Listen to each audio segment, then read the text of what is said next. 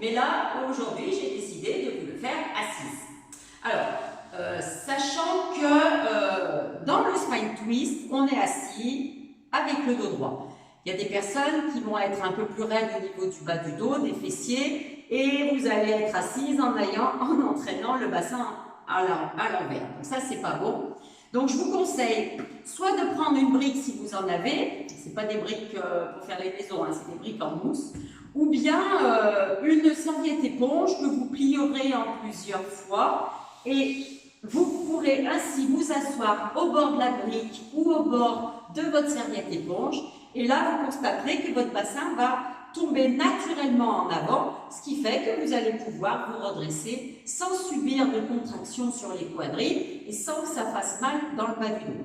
Parce que le spine twist, c'est le twist de la colonne. Donc, on ne twiste pas une colonne si on est écrasé.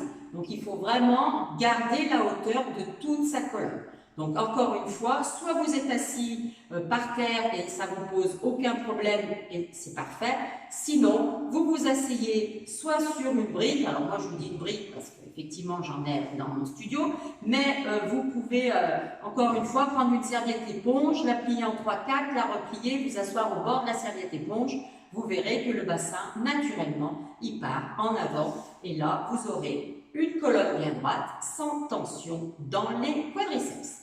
Alors, je suis donc assise et les jambes légèrement écartées et mes bras en croix. Alors, mes bras en croix ou mes mains en prière. Ça, encore une fois, c'est à vous de voir si vous avez mal aux épaules ou pas. Si on a mal aux épaules, on met les mains en prière. Le but, encore une fois, c'est de twister la colonne vertébrale, mais sans que mon bassin bouge.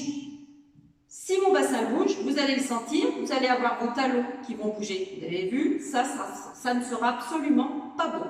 Donc une fois qu'on est placé, on regarde encore une fois la tête bien loin devant, le regard loin devant.